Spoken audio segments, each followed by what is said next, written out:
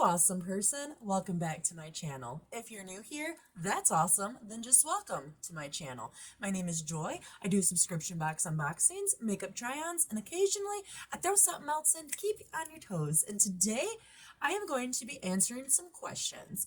A fellow YouTuber and a friend of mine named James TBL MUA tagged me in a couple of the YouTuber tags or whatever that are going around. One is the YouTuber tag questions, and the other one is the palette lover tag.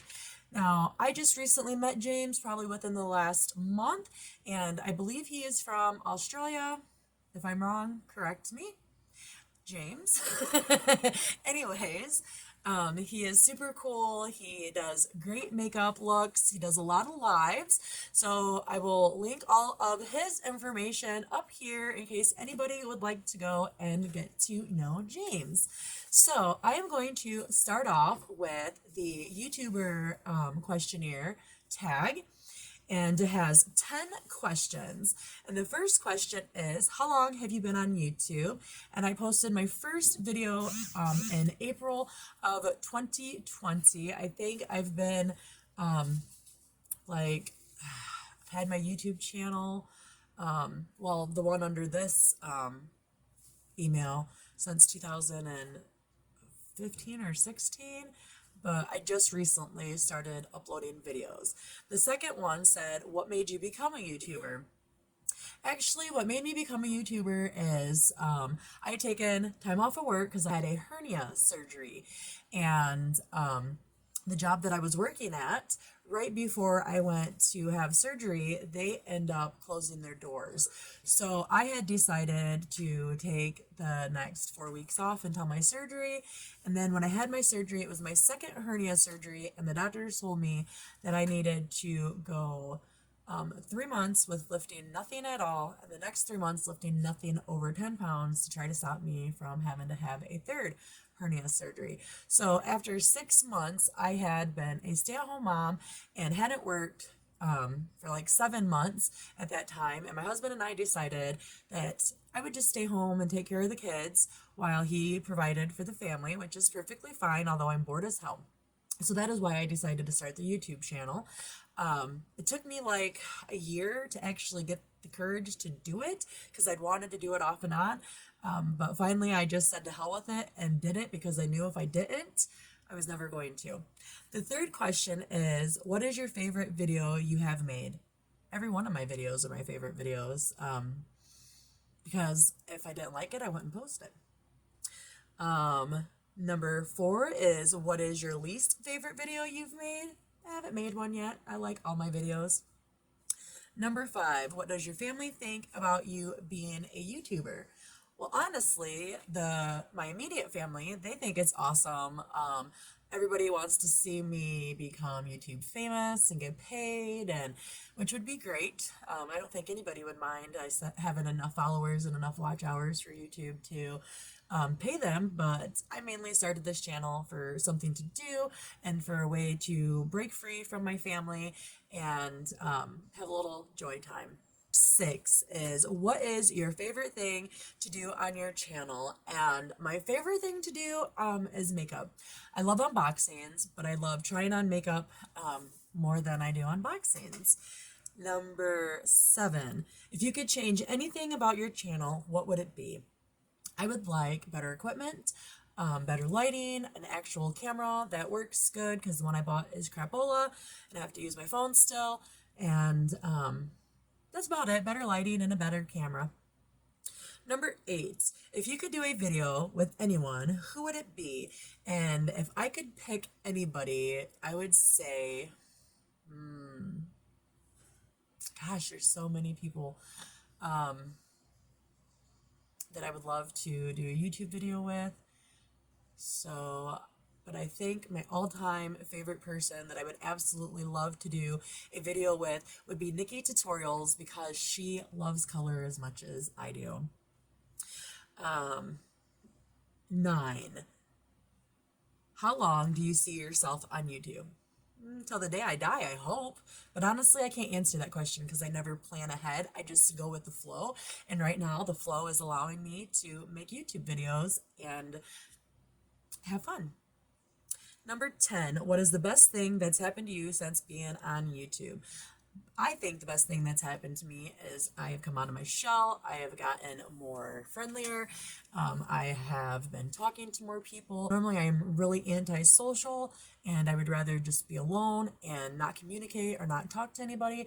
So now that I'm on YouTube and I support my fellow YouTubers, I'm talking to people and actually it's a lot of fun. So that is it for the YouTuber tag question. And I am going to leave all this information down below. So that way, if any of you would like to claim that I had tagged you in a post for this, you have all the questions. Because remember, I don't tag people. I just do tags if I like them. So my second set of questions is the palette lovers tag. And it says, number 1, a palette that you regret not buying. And I have to say that a palette that I regret not buying is the Raw Beauty Christie palette with Pure Cosmetics. The first time it went around, I was like, oh, I'm not sure if I want to buy it or not. The second time it went around, I tried buying it, but it got out of stock before I was able to buy it. And on Pure Cosmetics website, it says it's a new palette. It does say that it's out of stock, but says leave us your email and we'll email you when we get more in. So I don't know if they're going to get more in or if they're just telling people that, because I thought that they were going to be done with the palettes after the second run. So I'm not sure, but I would love to get my hands on a Raw Beauty Christie and Pure Cosmetics palette. Number 2, a palette that I regret buying.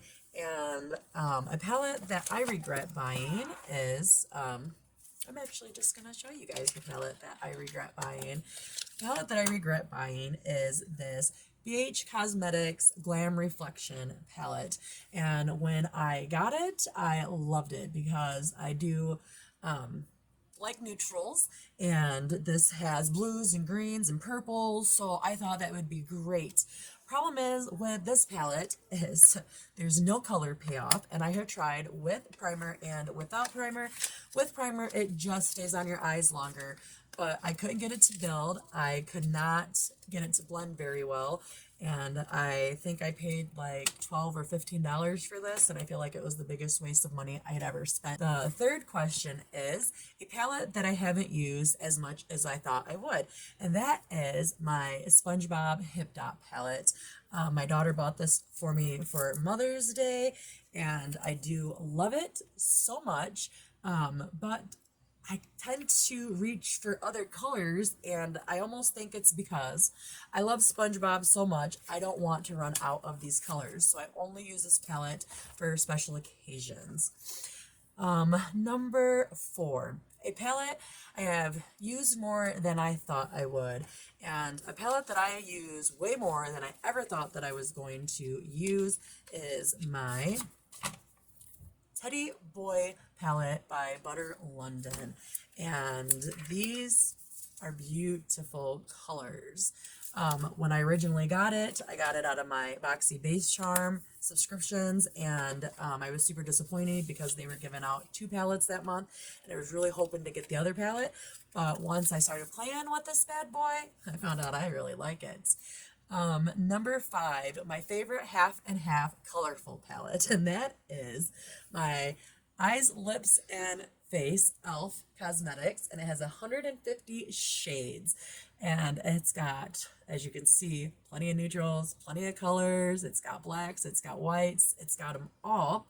So I guess I lied the other day when I said I didn't have a palette that had black and white in it. I forgot I even had this palette. It's because I hide it because it's so big and then I forget. All right, number 6, a palette I bought for the packaging. Honestly say I would never waste my money on a palette just because the packaging was cute. I have to like the eyeshadows that come with it because I don't care how pretty it is. I am not buying it unless I like the shades that are inside of that palette. Number 7, A palette where I liked the shimmer more than the matte. Now this was tricky, but I ended up coming up with my Nikki Tutorials and Beauty Bay palette. I do love this whole entire palette, but I have to tell you that these shimmers were to die for. I just absolutely love them. Number 8, a palette where I liked the matte more than the shimmer. And I have to say that this palette is the Sakura and Sage Vegan Eyeshadow and Blush Palette that I got in my IPSY Plus. I did reach out to them and complained about this palette, and they actually sent me another one, and I have been playing around with it, and although the fallout in this palette isn't as bad as the other palette, I still don't like the shimmers that much, but the matte shades are really, really nice. Number 9, a palette that happily surprised you, and that was my Vinci Fling Bailey Sarian and Estate Cosmetics palette. When I first got this palette, although I was so excited because I love Bailey Sarian, I watch her channel all the time, but it intimidated me a little bit because of this red here and this yellow, and I don't really do yellows much, but surprisingly, it's like the whole palette is just so amazing, and I've used every color in it, and they are great. So I'm glad that I got over my little intimidation problem and played with it. Then number 10 is a palette with the most interesting color story. And I'm sure some of you may be like, oh, it's not that good of a color story, but for me, it is perfect. And that is my Xeon Hip Dot palette. And the reason why is because it has purples, it has neutrals, it's got like orange and like a yellowish color and pinks, and these colors I like to play with the most, and I can either do a bright bold look or I can do a neutral look with a little bit of purple. So those are my questions. That is all that I have for you guys today. I do hope that you enjoyed my video. I hope you have a wonderful day. Remain awesome. Peace.